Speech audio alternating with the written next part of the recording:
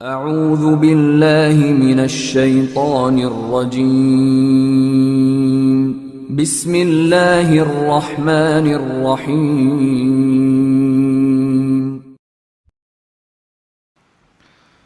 Ustadz, apakah boleh menyebut Allah dengan Sang Pencipta?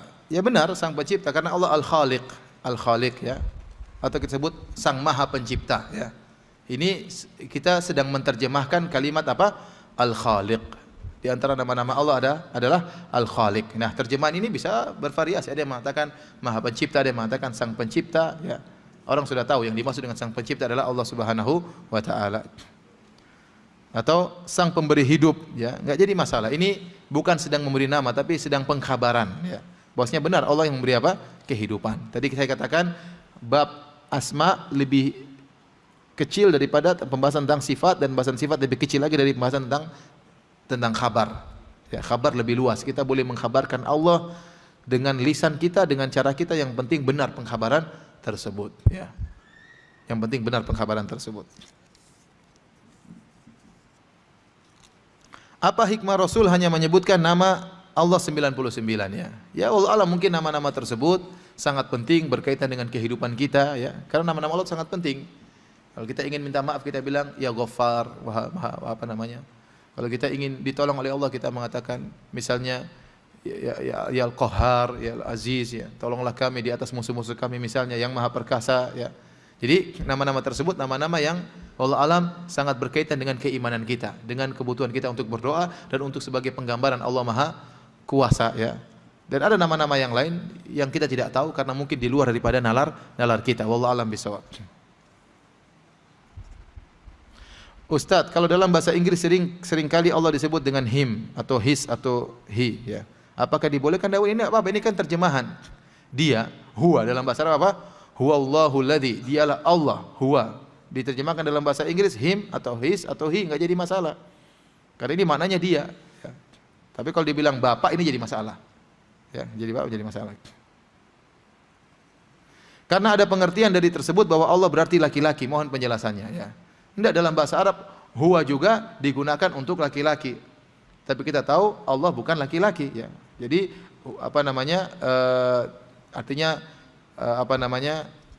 Malaikat pun demikian, tidak namanya malaikat perempuan, malaikat laki-laki, tapi tetap menggunakannya huwa, malaikat Jibril huwa ya. Jadi tidak jadi masalah karena bukan maksudnya adalah menunjukkan jenis laki-laki atau jenis perempuan ya. Tetapi penggunaan apa namanya dengan huwa itu lebih karena terkesan lelaki lebih perkasa misalnya. Jadi penggunaan Allah dengan kalimat huwa dalam bahasa Arab, huwa juga untuk laki-laki ya. Tapi maksudnya bukan untuk apa? Bukan untuk jenis ya. Nggak jadi masalah.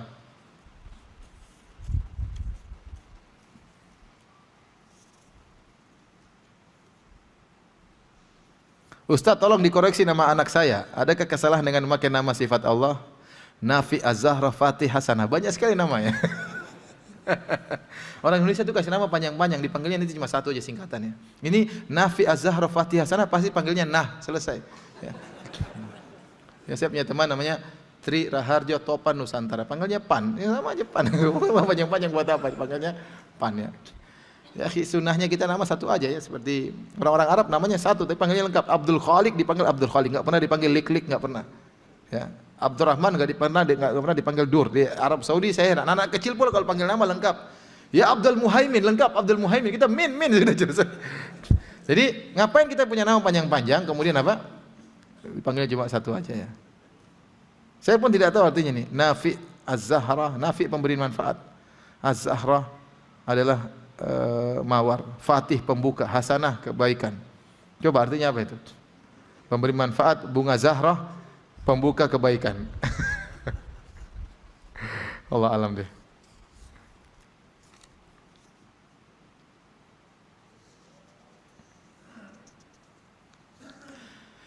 Setelah sholat subuh dan asar, apakah zikir yang dibaca adalah zikir setelah sholat fardu dan zikir pagi petang, atau cukup zikir pagi petang saja tanpa zikir setelah sholat fardu lagi? Enggak, kalau kita sudah sholat subuh dan asar, kita baca zikir setelah sholat dahulu. Setelah kita sholat, misalnya setelah sholat subuh, kita baca zikir setelah sholat subuh.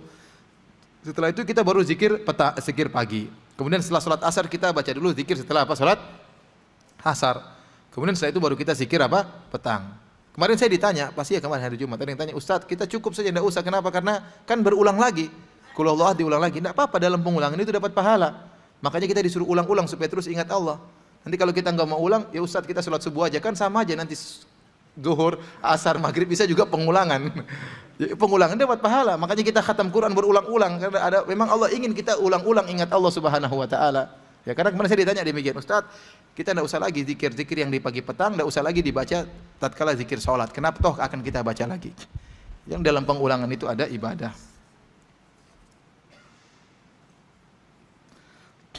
Ustadz, bagaimana mencerna dan menerangkan ini sesimpel mungkin kepada orang tua kita kajian ini karena sedikit ilmiah tentang iman kita dengan Allah. Tidak usah dijelaskan seperti ini.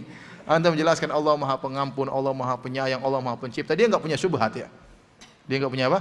Syubhat. Fitrah manusia, fitrah orang tua kita tahu adanya Allah Subhanahu wa taala. Dia tidak akan mikir macam-macam, bicara tentang istiwa dan macam-macam, sudah. Dia fitrahnya terima. Ya. Kecuali kalau ada syubhat baru Anda jelaskan.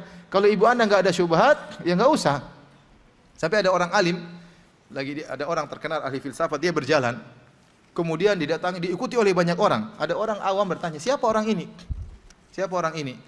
Maka muridnya berkata, "Ini orang hebat ini. Dia punya 1000 dalil bahwasanya Allah itu ada." Maka orang awam berkata, 1000 dalil Allah ada. Itu berarti dia punya 1000 syubhat, makanya dia.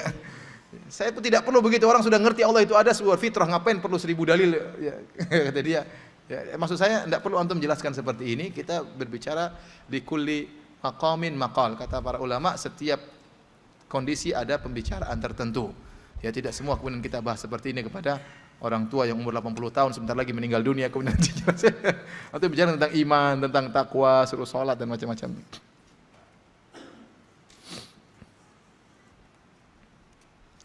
Assalamualaikum Ustaz, bisa tolong dicontohkan cara memuji Allah dan bersolawat sebelum doa, di saat sujud dan saat sebelum salam dalam salat? Boleh kita, misalnya Hayyu ya Qayyum, itu kan sudah pujian. Ya wahai Maha hidup, ya Qayyum, ya Sami', ya Basir. Boleh kita sebut seperti itu. Kalau kita ingin manfaat, kita mengatakan ya Sami', ya Basir, Allahumma salli ala Muhammad. Kemudian kita mengatakan ya Ghafur ighfirli, Allahumma ghfirli. Ya, kita sebutin nama-nama Allah. Di antara pujian-pujian Allah dengan apa? Dengan menyebut nama-namanya.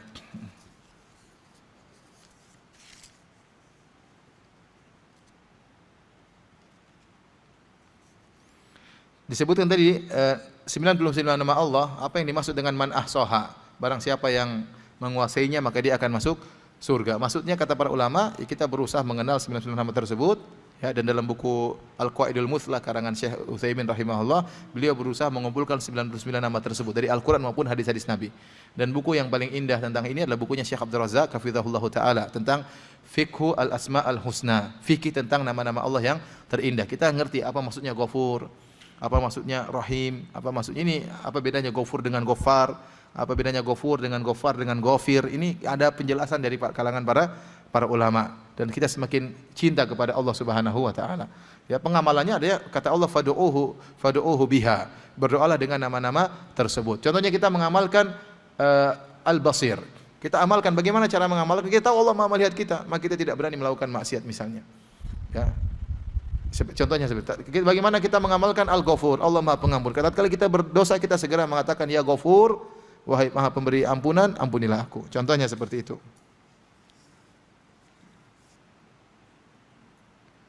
Ustadz, ada hadis yang melarang kita untuk berpayah-payah berpergian selain ketiga masjid. Lalu bagaimana dengan travel haji umrah yang menambah perjalanannya kemana-mana? Enggak, maksudnya Rasulullah SAW mengatakan la tusyaddur rihal ila thalathati masajid. Tidak boleh sengaja bersafar maksudnya dalam rangka mencari keberkahan kecuali kepada 3 masjid. Maka tidak boleh seorang sengaja bersafar misalnya dari Jakarta pergi ke Masjid Sunan Ampel. Kenapa? Karena di situ ada berkah, tidak boleh.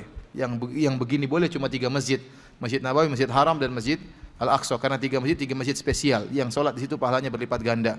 Di Masjid Nabawi 1000 kali lipat, Masjid Al-Aqsa 500 kali lipat, di Masjid Haram 100.000 kali lipat. Dan ketiga masjid ini spesial karena dibangun oleh para nabi. Ya, adapun masjid yang lain dibangun oleh manusia biasa, ya.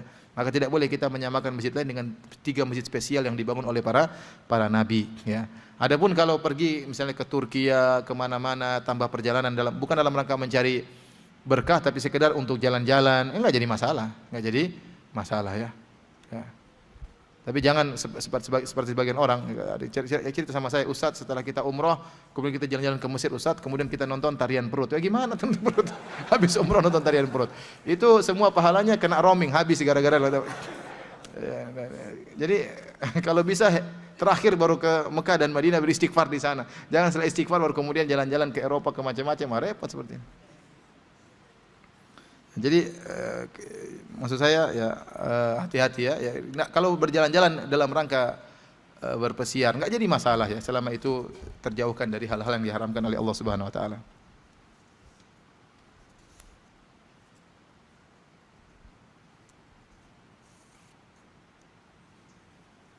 Apakah salat tahajud harus tidur terlebih dahulu? Lebih baik tidur terlebih dahulu. Sehingga ini sunnahnya Nabi SAW, terjaga, terbangun di malam hari, kemudian lebih segar dalam salat sehingga tidak ngantuk ya. Tapi tidak syarat harus tidur terlebih dahulu ya, tidak syarat ya. Kalau bisa tidur lebih dulu lebih baik. Tapi kalau tidak tidur langsung salat enggak jadi masalah.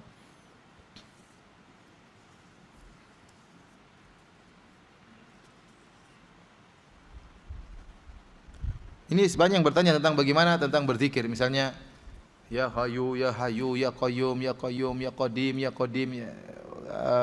Saya tidak pernah mendengar dalam hadis-hadis Rasulullah SAW seperti itu, tidak ada ya. Jadi Rasulullah SAW menyebutkan nama-nama Allah dalam rangka berdoa misalnya, atau dalam memuji, tapi sekedar wiridan dengan nama-nama Allah saya tidak tahu contohnya. Ya seperti ya Qadim, ya Qadim, ya Qadim, ya Qadim. Karena ada sebagian orang juga yang ngawur ya. Ya dia kenapa antum supaya bisa hilang antum baca ya Latif, ya Latif, ya Latif, supaya bisa apa? Hilang ya. Sampai ada ini kejadiannya saya diceritain waktu kemarin ke Jogja. Ada ustadz yang ceramah, dia selalu gitu. Ya Qadim, ya Qadim, ya Qadim, ya Qadim. Akhirnya ada teman yang tegur, dia jengkel sama ustadz ini. Ustadz, antum dari tadi ya Qadim, ya Qadim. Kita lagi di Polres ini, jangan di Qadim. Pengajiannya di mana? Di Polres.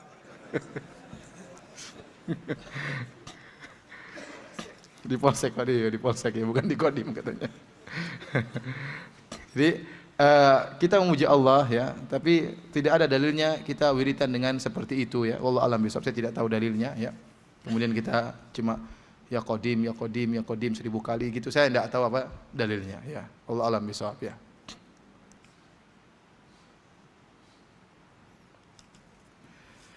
Ada lagi yang bertanya langsung ya? Silakan.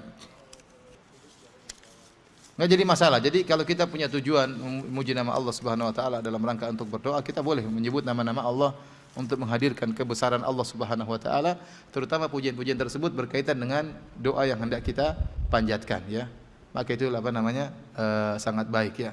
Sangat baik. Tapi maksud saya tadi yang saya katakan ada wiridan tertentu, ya Qadim 1000 kali, ya Latif 1000 kali misalnya, ini saya tidak tahu contohnya dari Rasulullah sallallahu alaihi wasallam. Tapi kalau kita datang kemudian kita renungkan tentang ya Qadim, ya Rahman, kita sedang mengingat Allah Subhanahu wa taala, mudah-mudahan tidak mengapa tanpa dibatasi dengan jumlah-jumlah tertentu yang tidak dicontohkan oleh Rasulullah sallallahu alaihi wasallam. Iya. Iya. Iya. Kata beliau, ini pertanyaan dari Bapak, beliau berkata di Surabaya orang bilang kamu jangan gitu nanti Allah tahu. Di Jakarta juga bilang gitu, kamu jangan gitu nanti Allah tahu. Berarti Allah ada di mana-mana padahal Allah Maha Esa ya. Pernyataan tersebut tidak benar. Jadi maksudnya Allah di mana-mana maksudnya ilmunya bukan zatnya. Jadi Allah di mana-mana maksudnya apa? Ilmunya. Ya. Annallaha ya'lamu ma fis samawati wa ma fil ard ma yakunu min najwa thalathatin illa huwa rabi'uhum wala khamsatin illa huwa sadisuhum wala adna min dzalik wala aktsara illa huwa ma'ahum aina makanu. Ya. Jadi maksudnya Allah Subhanahu wa taala di mana-mana dengan apa? Ilmunya. Adapun zatnya tidak di mana-mana. Kalau di mana-mana dengan zatnya bahaya. Di WC, di dalam perut hewan ya, dan tidak benar ya.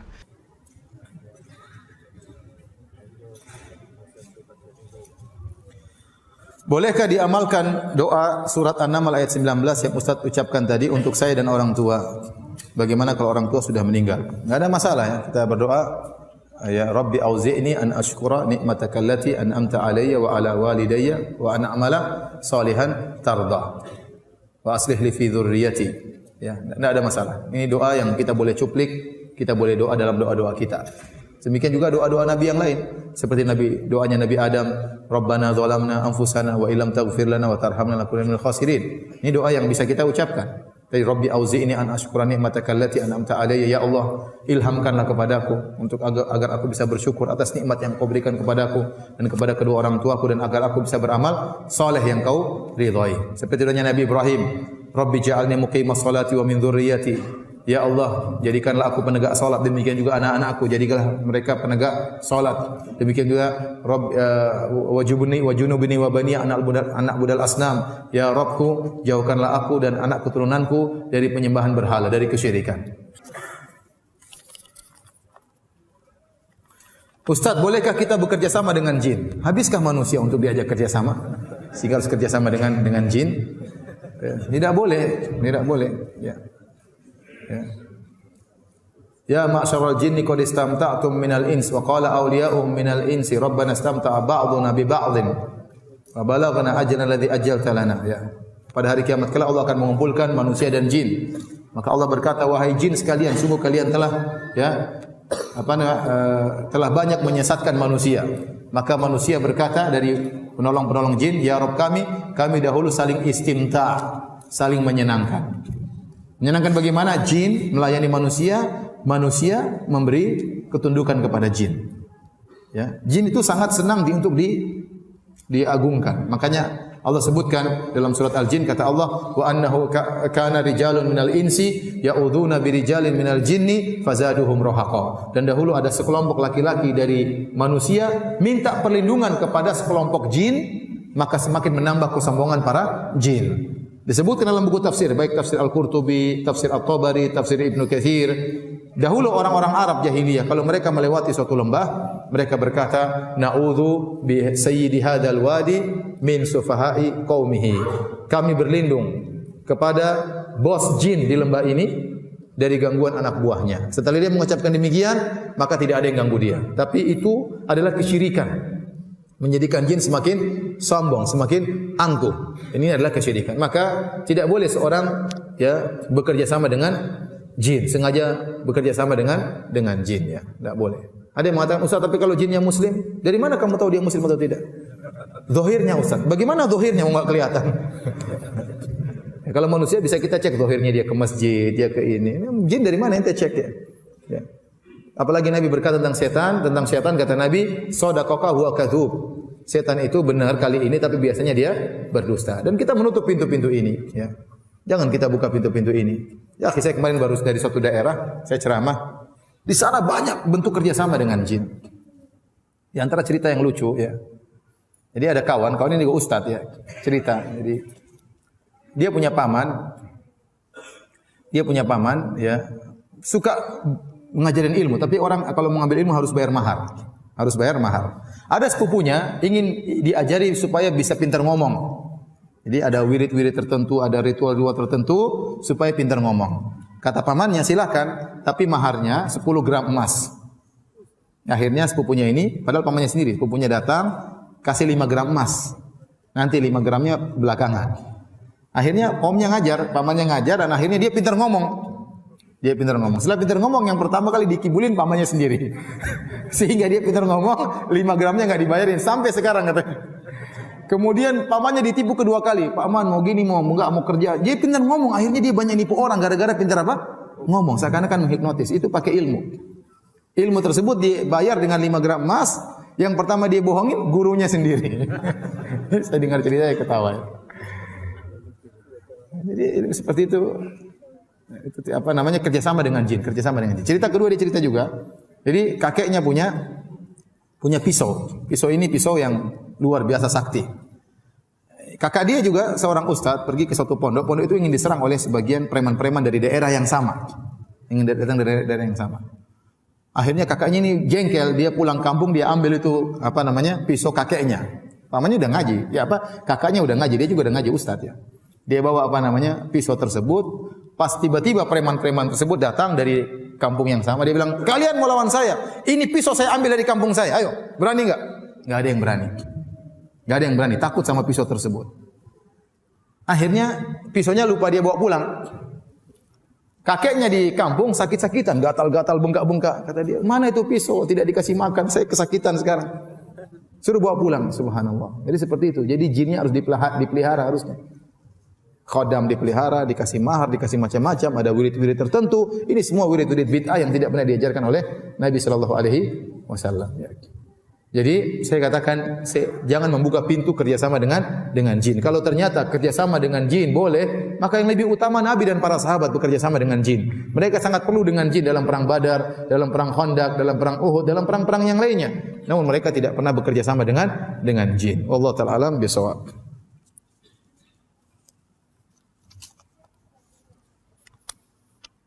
Ustaz, negeri Sabah itu di mana ya Ustaz? Ada yang bilang negeri Sabah itu dikuasai Ratu Bilqis itu di Indonesia. Ini malu-maluin ya, malu-maluin. Katanya Raja Sulaiman tuh Sleman. Enggak nyambung ya, subhanallah. Katanya Haikal Sulaiman tuh Borobudur. Ya, sekarang orang-orang Yahudi kenapa pergi ke Palestina? Karena mereka ingin bangun kembali kerajaan Sulaiman Raya, ingin membangun Haikal Sulaiman. Menurut mereka Sulaiman telah membangun kerajaannya dan mereka harus membangun kembali. Jadi mereka memfokuskan untuk membangun negeri mereka di Palestina. Kalau ternyata di Indonesia orang Yahudi akan pindah semua di sini, repot kita nanti. Ini tidak benar. Apakah ada keturunan-keturunan Sulaiman sekarang di mana? Di Sleman? Dari sisi wajah, dari sisi hidung yang mancung? Tidak ada ya. Semuanya model-modelnya seperti kita semua. Apalagi Sulaiman disebutkan cuma sekitar 1000 tahun sebelum Masehi. Ini tidak terlalu lama ya. Tidak terlalu lama ya. Ini semua hanyalah omong kosong. Ini memalukan. Ya, ini penelitian saya dengar dari seorang, ini memalukan orang Indonesia. Ya. Jangan sampai diterjemahkan ke bahasa Arab. Nanti kita ditertawain sama orang Arab.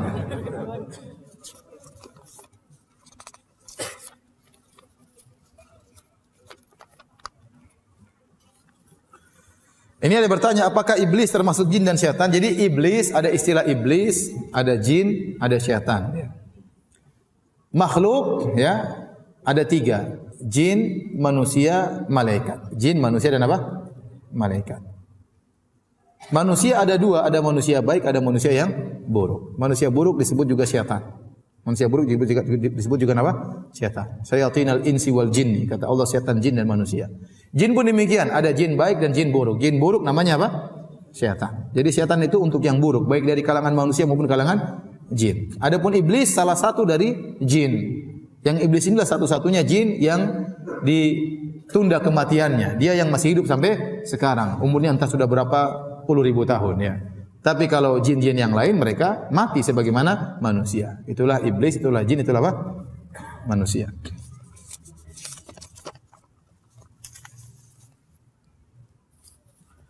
Nabi Sulaiman ganteng kah? Ya ganteng lah pastilah. Tapi lebih ganteng siapa? Nabi Yusuf alaihissalam. Lebih ganteng Nabi Adam alaihissalam. Tapi apakah ganteng seperti kita nggak tahu, kita nggak pernah lihat ya. Tapi jelas dia ganteng ya. Jadi tidak ada nabi yang cacat. Ya. Tidak ada nabi yang cacat. Ya. Kenapa? Karena dalam rangka untuk menolak gangguan dari kaumnya. Karena kalau ada nabi yang cacat akan jadi olok-olokan oleh apa? Kaumnya. Tapi orang soleh, orang baik ada yang cacat. Tapi untuk nabi tidak. Tidak ada nabi yang cacat. Seandainya Sulaiman buruk rupa tentunya akan jadi olok-olokan dari kaumnya.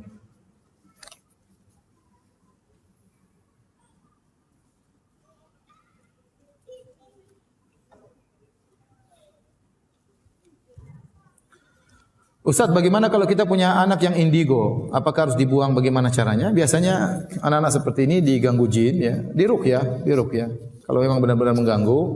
Jadi kalau ada jin dalam tubuh tidak harus dikeluarkan. Saya ingatkan, ada jin mengganggu kita masuk dalam tubuh seorang tidak harus dikeluarkan. Tapi kalau ternyata mengganggu sekali, ya, mengganggu kebahagiaan seorang, mengganggu ibadah seorang, lebih baik untuk apa? Diruqyah, dikeluarkan dari tubuhnya. Terkadang sebagian orang ada jinnya, dia keluar sendiri jinnya. Terkadang jinnya keluar sendiri. Terkadang ada yang tidak keluar perlu untuk diruqyah ya. Tapi ada orang yang ada jinnya namun dia bisa hidup normal, ada, saya tahu juga ya. Tetapi maksud saya tidak harus. Tapi kalau benar-benar terganggu ya, karena jin kalau sudah masuk dalam tubuh manusia terkadang dia memberi bisikan-bisikan.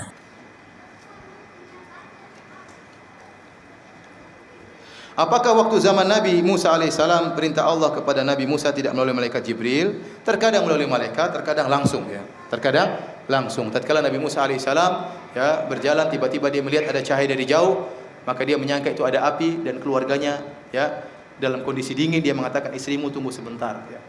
Saya ingin cari api karena dia sayang sama istrinya ya. Karena dia apa? Sayang sama istrinya, dia ingin cari api untuk menghangatkan apa? Istrinya. Ternyata waktu dia pergi ke Bukit Tursina, ternyata Allah Subhanahu wa taala berbicara dengan dia ya. Jadi ada pembicaraan langsung antara Nabi Musa dengan Allah, maka Allah berkata wa kallamallahu Musa taklima. Allah berbicara dengan Musa dengan pembicaraan yang sesungguhnya. Ya, dalam ayat yang lain wa kallamahu rabbuhu. Tatkala Allah berbicara dengan Nabi Musa secara langsung. Namun tidak selalu demikian, ya. Tidak selalu demikian. Seringnya juga dengan malaikat Jibril alaihissalam.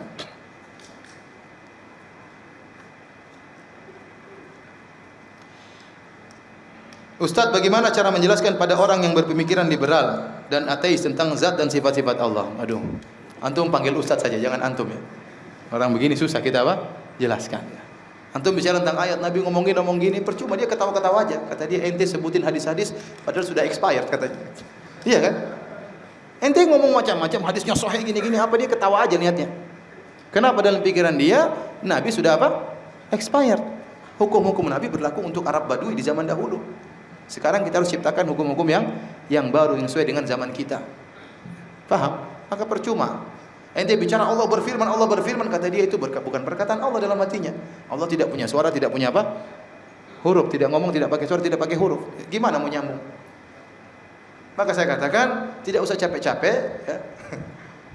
Kalau ente mau panggil ustaz, kalau enggak ente doain. Semoga dia dapat apa? Hidayah. Karena tidak bisa dikasih hidayah kecuali karena syubhatnya, kecuali yang sok liberal. Ada orang sok liberal, padahal belum ada syubhat ya. Tapi ada orang yang liberal asli, benar-benar syubhat sudah bertumpuk. Belajar di luar negeri, di negara-negara kafir, sama orang-orang orientalis, belajar agama sama orang kafir. Yang diajarin syubhat tok, yang diajarin apa? Syubhat. Pulang-pulang bikin kacau di tanah air kita. Ya. Kalau orang seperti itu enggak usah ngomong, bakalan dia cuma tertawa aja. Kata dia ini anak kemarin sore, baru tahu baca Quran ya. Enggak tahu bahwasanya di balik ini ada gini-gini, repot. Repot.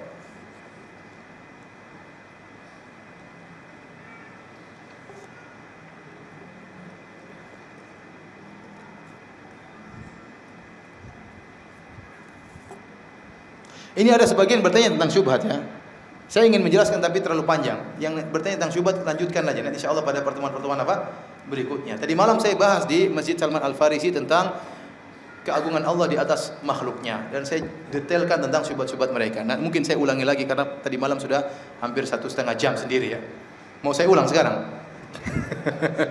Terlalu panjang ya. Maka insyaallah ada waktunya kita bahas kembali syubhat-syubhat tersebut. Bolehkah saat sholat kita membayangkan Allah ada di hadapan kita dan seolah-olah kita sedang berdialog dengan Allah? Sungguhnya kita sedang berdialog. Ya. Fa innahu yunaji rabbahu. Sungguhnya orang sedang sholat kata Nabi SAW dia sedang bermunajat. Sedang apa?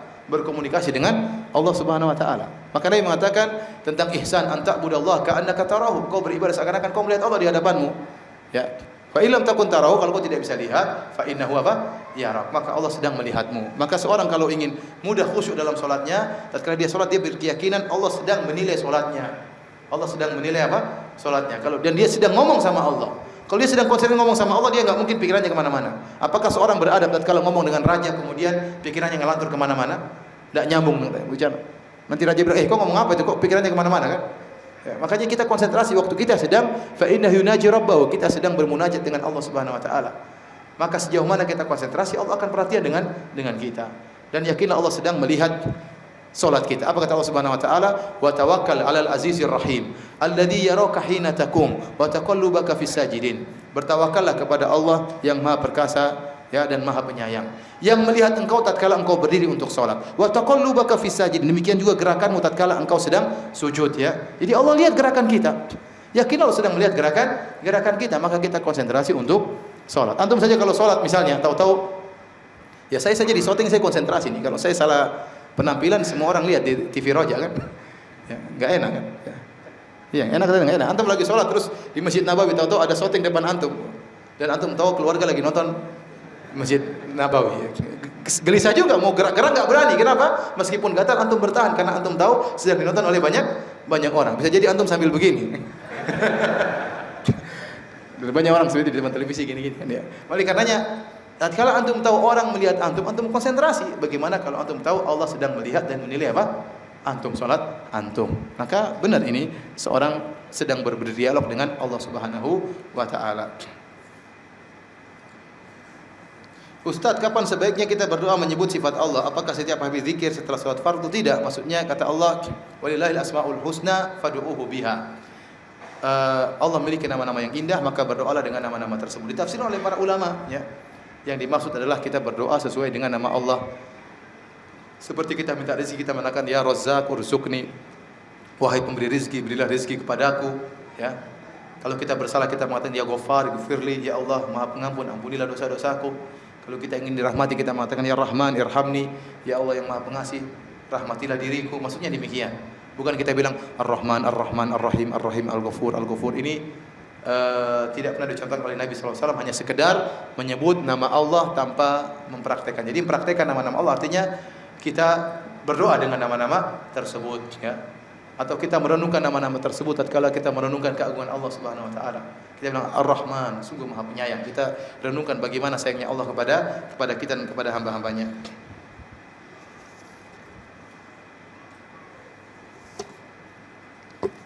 Ustaz, bagaimana cara kita memahami hadis yang mengatakan bahwasanya Allah turun ke langit dunia sepertiga malam terakhir, ya? Apakah Allah benar-benar turun? Benar-benar turun, ya. Bagaimananya kita tidak tahu. Ya, sudah dibilang tadi kan jangan tanya bagaimananya. Kalau Anda ingin tahu bagaimana turunnya Allah di langit dunia, pertama Anda harus tahu langit dunia seperti apa, mana ujungnya, mana pangkalnya, berapa lebarnya, daerah mana Allah akan turun misalnya. Terus Anda harus tahu juga bagaimana zat Allah sehingga Anda tahu bagaimana cara turunnya. Kalau Anda tidak tahu bagaimana zat Allah, tidak tahu bagaimana hakikat langit, maka bagaimana bisa membayangkan bagaimana turunnya apa? Allah. Sudah beriman aja, ya. Beriman aja. Ustaz, salah satu sifat Allah adalah syifa, ya syafi, yang maha penyembuh. Ibu saya sedang terkena penyakit kanker, ya. Semoga disembuhkan oleh Allah Subhanahu wa taala. Apakah anak cucunya bisa berzikir ya syifa, bukannya syifa, ya syafi, ya syafi. Syifa artinya obat, adapun syafi adalah yang mengobati. Bukan begitu caranya kita berdoa ya syafi, bukan kita ya syafi, ya syafi, ya syafi, tidak, tapi kita berdoa dalam sujud kita, mengangkat kedua tangan kita, ya Allah yang maha penyembuh, sembuhkanlah ibuku. Begitu caranya kita berdoa untuk apa? Untuk ibu kita supaya lekas sembuh. Ini banyak pertanyaan, ya, namun masalah fikih, ada yang curhat dan macam-macamnya, ya. Kurang nyambung dengan apa? Tema yang sedang kita bahas, ya.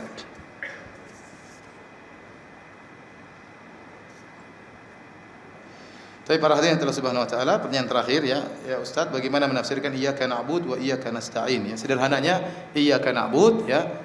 Iyyaka na'bud artinya hanya kepada Engkau kami beribadah, wa iyyaka nasta'in hanya kepada Engkau kami mohon pertolongan. Sebenarnya dalam aturan bahasa Arab ada istilah juga SPO, yaitu subjek, predikat, objek, ya. Dan objek selalu terakhir, biasanya predikat baru apa? Objek, ya. Saya makan buah misalnya, saya subjek, makan predikat, objek ada buah, buah adalah objek. Dan dalam bahasa Arab juga demikian, predikat selalu mendahului apa? Objek. Namun tatkala objek didahulukan, maka ini dalam bahasa Arab memberikan faedah pembatasan. Jadi na'budu artinya kami menyembah, ka artinya engkau. Seharusnya kita berkata na'buduka, kami menyembah engkau ya Allah. Na'buduka, sama. Wa nasta'inuka, dan kami minta pertolongan kepada engkau. Tetapi tatkala objek ka-nya didahulukan, jadi kami menyembah engkau, engkau-nya didahulukan. Jadi iyyaka na'bud. Harusnya na'buduka.